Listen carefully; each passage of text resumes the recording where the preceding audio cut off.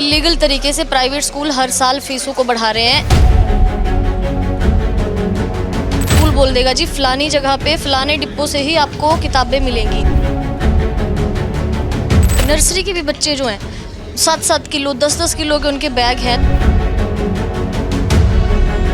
शिक्षा थी तो सेवा के भाव से बनाई गई थी, लेकिन अब क्या है, आज के दौर में शिक्षा एक धंधा बन गया है। बड़े बड़े कोचिंग सेंटर हैं, उन्होंने भी मतलब बिजनेस बना लिया है इसको। क्या आप राय रखते हैं इस पे, क्या कहेंगे?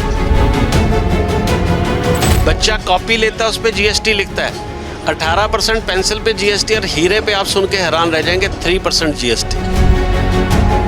प्राइवेट स्कूलों को लेकर भी ये धारणा है कि जी प्राइवेट स्कूलों में बच्चों को भेजेंगे, आज उनसे किसी रिपोर्ट के नाम पे, किसी असाइनमेंट के नाम पे पैसे मंगा लिए गए, कोई एक्स्ट्रा फाइन लगा दिए गए। माँ बाप की और अक्सर अभिभावक जो हैं उनकी कई सारी शिकायतें रहती हैं, और कई बार प्राइवेट स्कूलों को लेकर ये भ्रम या फिर बात आप कह लीजिए कि रहती है कि फ़ीस बहुत ज़्यादा है जी, खर्चे बहुत ज़्यादा हैं। पढ़ाई प्राइवेट स्कूलों में भी कर रहे हैं, लेकिन उसके बावजूद भी लोग कोचिंग के लिए, ट्यूशन्स के लिए भी बच्चों को भेजते हैं, और कई तरह के सवाल जो हैं वो शिक्षा से जुड़े रहते हैं। तो आज हमारे साथ जो हैं यहाँ पर प्राइवेट स्कूल एसोसिएशन के प्रेसिडेंट कुलभूषण शर्मा जी मौजूद हैं। इन सभी विषयों पर इनसे बात करेंगे। नमस्कार सर। नमस्कार मैम, नमस्कार। ये जो धारणाएं बनी हुई है ना माँ बाप की कि जी प्राइवेट स्कूल में भेजेंगे तो बोझ और ज़्यादा बढ़ जाएगा, उनकी जेब पर पड़ जाएगा, तो कितनी ये सही है और क्या कहेंगे? देखो, ये नैरेटिव और एक पर्सपेक्टिव, ऐसा पर्सपेक्टिव बना दिया गया कि प्राइवेट स्कूल बहुत महंगे हैं, जबकि अभिभावक अभी इतनी गहराई में बेचारा क्यों जाएगा? एक अभिभावक, उसका तो एक सिंपल फंडा होता है, उसको कितना देना पड़ रहा है, कितना मिल रहा है। शिक्षा का अगर आप हिसाब किताब लगाएंगे तो जो सरकारी स्कूल में एक बच्चे पे खर्च आता है वो 8 से 10 हज़ार रुपये प्रति माह आता है, और वो भी हमारे टैक्सेस से भुगतान किया जाता है इनडायरेक्टली, जो हमें पता नहीं लगता। और जो बच्चे देखो सरकारी स्कूल में जाते हैं उसका भुगतान तो सरकार कर रही है, जबकि टैक्सेस सारे देते हैं, गरीब से गरीब व्यक्ति भी टैक्स देता है। और वही बच्चा जब प्राइवेट स्कूल में आता है उसको दोबारा पैसा देना पड़ता है, जबकि उसने टैक्स दिया हुआ है, सरकार का फर्ज बनता है उसको भी पैसा दे, लेकिन सरकार उसको पैसा नहीं देती। ऊपर से प्राइवेट स्कूलों को ये कह देती है कि ये बहुत गलत है, ज़्यादा पैसे ले रहे हैं, जबकि पैसा देने का फर्ज उसका बनता है। और दूसरा, उन्हीं के प्राइवेट स्कूलों जहाँ वो बच्चे पढ़ रहे हैं, जैसे मैंने अभी प्रेस कॉन्फ्रेंस में बताया, 134 का 1000 करोड़ से ऊपर पैसा नहीं दिया, प्लेज मनी के नाम से करोड़ों रुपए ले लिए जाते हैं। तो वो सारा बोझ घूमकर अभिभावक पर पड़ता है। अभिभावक आपने जो प्रेस कॉन्फ्रेंस जो है ज़्यादा फीस बढ़ा रहा है, फीस बढ़ाने के कारण जो है वो मुख्यतः सरकार है।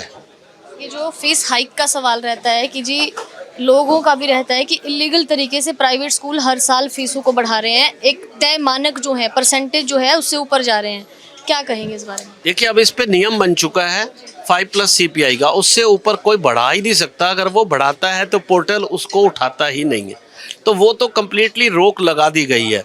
लेकिन बात वहीं तक सीमित नहीं है जो मैं कह रहा हूँ, बहुत सारी बातें हैं, जैसे किताबें महंगी मिलती हैं, तो किताबों पर भी हमारा बड़ा स्पष्ट वर्जन हमने सरकार को लिख कर दिया है कि आप किताबों के रेट कंट्रोल कीजिए।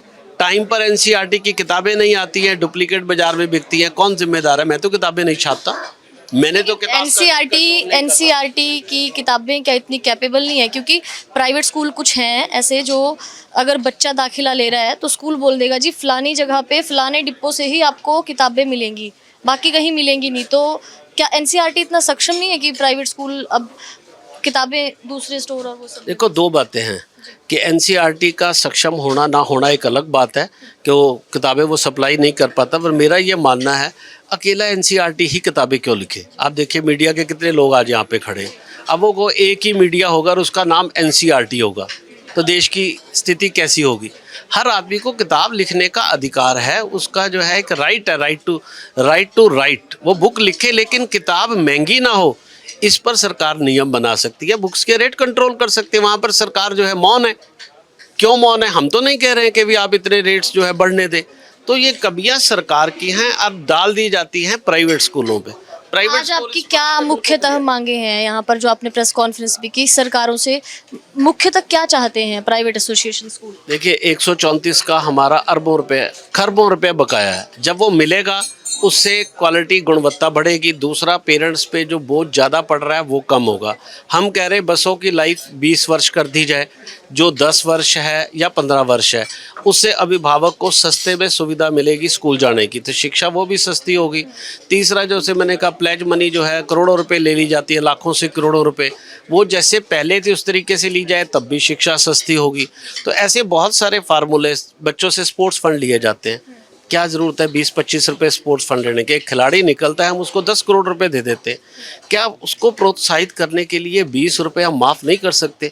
600 करोड़ के हम टैबलेट बांट सकते हैं, तो क्या बच्चे का 20 रुपये स्पोर्ट्स फंड माफ़ नहीं कर सकते? अच्छा शर्मा जी, एक और सवाल है कि छोटे छोटे नर्सरी के भी बच्चे जो हैं, 7-7 किलो 10-10 किलो के उनके बैग हैं, तो क्या शिक्षा प्रणाली में कोई सुधार नहीं हो सकता कि उनका बच्चों का जो बोझ है वो बस्ते का बोझ कम हो जाए? नहीं, बस्ते का बोझ जब से बहुत पहले था इतना बड़ा बैग, अब तो बैग बहुत कम हो गया। अब कई जगह बैग लेस स्कूल हो गए हैं, तो अब प्लेवे जो मेथड है उसके अंदर अभिभावकों को भी कॉपरेट करना पड़ेगा, उसमें बैग की ज़रूरत ही नहीं होती। तो ये वाली जो समस्या है इसका काफ़ी समाधान हो चुका है, और आगे और इस तरफ प्रयासरत हैं लोग के बच्चे पे बैग का बोझ ही ना रहे। और ये जो कोचिंग सेंटर्स हैं और ये जो बड़े बड़े इंस्टीट्यूट हैं, शिक्षा थी तो सेवा के भाव से बनाई गई थी, लेकिन अब क्या है, आज के दौर में शिक्षा एक धंधा बन गया है। बड़े बड़े कोचिंग सेंटर हैं, उन्होंने भी मतलब बिजनेस बना लिया है इसको। क्या आप राय रखते हैं इस पे, क्या कहेंगे? देखो, मैंने जंतर मंतर पे भी इस पे प्रदर्शन किया, हमने राजस्थान कोटा में भी प्रदर्शन किया। हम तो ये कह रहे हैं कि जो कोचिंग है इसी ने सबसे ज़्यादा बोझ डाला है। स्कूल की फ़ीस तो 500 रुपये, 700 रुपये, 1000 रुपये, 1500 रुपये है। अब कोचिंग में जाएंगे तो लाखों रुपए में फीस है, और पेरेंट वहाँ पर चुप है, जबकि उसका सक्सेस रेट 1% है। हम ये कह रहे हैं कि जो 12th का एग्ज़ाम है उसको वेटेज दी जाए। अगर आप उसको 60% वेटेज दे देंगे, कोचिंग का बोझ ऑटोमेटिक कम हो जाएगा। आज सारा का सारा कोचिंग के ऊपर आदमी निर्भर है, और उसका सक्सेस रेट 1% है। बच्चे कोटा में जाकर पंखों से झूल रहे हैं, ड्यूल एजुकेशन ले रहे हैं, 11th-12th स्कूल में भी कर रहे हैं और कोचिंग में भी पढ़ रहे हैं। कितना उनके ऊपर स्ट्रेस है, रोट लर्निंग से गुजर रहे हैं, तोते बन रहे हैं, और पेरेंट्स की जेब खाली हो रही है। लेकिन पेरेंट्स इस पर खामोश है, सरकार भी खामोश है, क्योंकि कोचिंग से उनको GST मिलता है। एक तरफ कहते हैं कि एजुकेशन व्यापार नहीं है, और वहाँ पर जो है खुद उनसे पैसा ले रहे हैं। और दूसरा जो मैं कहता हूँ कि एजुकेशन, वो कहते हैं नॉट फॉर प्रॉफिट है। बच्चा जब मैम पेंसिल से लिखता है 18% GST उस पर लगता है। बच्चा कॉपी लेता है उस पर GST लिखता है, 18% पेंसिल पे GST, और हीरे पे आप सुन के हैरान रह जाएंगे 3% GST। तो जो इस तरह के मापदंड, जिस सरकार ने कभी शिक्षा को प्रायोरिटी में, मैं कहता हूँ, लिया ही नहीं, चाहे केंद्र सरकार हो या राज्य सरकारें, पता नहीं क्यों इस तरफ जो ज़्यादा सरकार का ध्यान नहीं है। सिर्फ एक हमारा संगठन है जो ऐसी बातें बोल रहा है, लोगों को भी जागृत करने की कोशिश कर रहा है। लेकिन शर्मा जी, प्राइवेट स्कूलों को लेकर भी ये धारणा है कि जी प्राइवेट स्कूलों में बच्चों को भेजेंगे, आज उनसे किसी रिपोर्ट के नाम पे, किसी असाइनमेंट के नाम पे पैसे मंगा लिए गए, कोई एक्स्ट्रा फाइन लगा दिए गए। अक्सर घरों में इस तरह की बातें होती है, खर्चे बहुत हैं जी। क्या लगता है क्यों लोग ये बातें करते हैं? असल में सच्चाई कितनी है इसके पीछे? देखिए, ये बहुत चंद स्कूल होंगे जो एलीट स्कूल, कुछ आप गिनोगे, वो देश में 1 से 2% है, क्योंकि इनकम टैक्स पेयर ही 3% है, और उनमें बहुत सारे गवर्नमेंट एम्प्लॉई हैं। जो एलीट लोग हैं उनको इसमें प्रॉब्लम भी नहीं है। अगर कोई प्रोजेक्ट्स बना रहा है, पैसे मांग रहा है, उनको कोई प्रॉब्लम नहीं है। हम उनके नाम पे बोल कौन रहे हैं? जो छोटे स्कूल के पेरेंट है। छोटे स्कूलों में इस तरह की गलतियां नहीं है, इस तरह की हरकतें नहीं है। अब उनका खमियाजा, उनके पेरेंट तो बोलते ही नहीं, उनको कोई दिक्कत ही नहीं है, वो लाख रुपए भी फीस देने को तैयार है, उनको स्टेटस सिंबल है, और वो उनके पास पैसे हैं, और वो प्रोजेक्ट बेस्ड लर्निंग करना भी चाहते हैं। तो ये जो बातें कही जा रही है, इनका कोई इतना बड़ा आधार नहीं है। आप छोटे स्कूल से मुझे बता दीजिए कि किस स्कूल ने जो है पिकनिक के नाम से, हर स्कूल ने पैसे लिया और मोटा पैसा लिया, या एक्टिविटीज़ के नाम पे बहुत मोटा पैसा लिया। उनको फीस ही नहीं आ रही है, 80% फीस आ रही है, 20% आ नहीं रही। तो ऐसे स्कूलों को, और कहना इस तरह का सर्वथा गलत, 70% स्कूल इंडिया के 1000 रुपये से कम फीस वाले हैं। 80% स्कूल ऐसे हैं जिनकी फीस 1500 रुपये से कम है। ऐसे स्कूल इस तरह के काम करते ही नहीं। तो 80% अगर नहीं करते और 5% या 4% करते, उनके लिए 95% को दोषी नहीं ठहराया जा सकता, और उनके पेरेंट्स को इसमें इतराज भी नहीं है। मैंने ये बड़ा घूम के देखा। जो 134 ए है, इसके तहत भी प्राइवेट स्कूलों में होती है बच्चों की भर्तियां, जो मानक तय किए गए हैं सरकारों ने। क्या बच्चे शिक्षा ले रहे हैं प्राइवेट स्कूलों में हरियाणा में? बिल्कुल ले रहे, 1.25 के करीब बच्चे ले रहे हैं। और उसके बाद हम कहते हैं कि भी आप जो है 50% रिजर्वेशन कर दीजिए, हमें क्या दिक्कत है, लेकिन कानून अनुसार पैसा समय पे दे और कानून अनुसार दे, हमें तो कोई दिक्कत नहीं है। आप पैसे ही ना दो और कहो जी आप पढ़ाते रहती है, तो देखो गैर कानूनी कार्य है, वो सरकार को नहीं करना चाहिए। और हमने साफ स्पष्ट कहा है कि हमारे जितनी भी ये 20 सूत्रीय मांगे हैं आप इनको माने। ये छोटी छोटी बातें हैं, कानून अनुसार तर्क संगत बातें हैं, सरकार को माननी होंगी। अदरवाइज़ 11 अगस्त को हम महापंचायत करने के लिए मजबूर होंगे।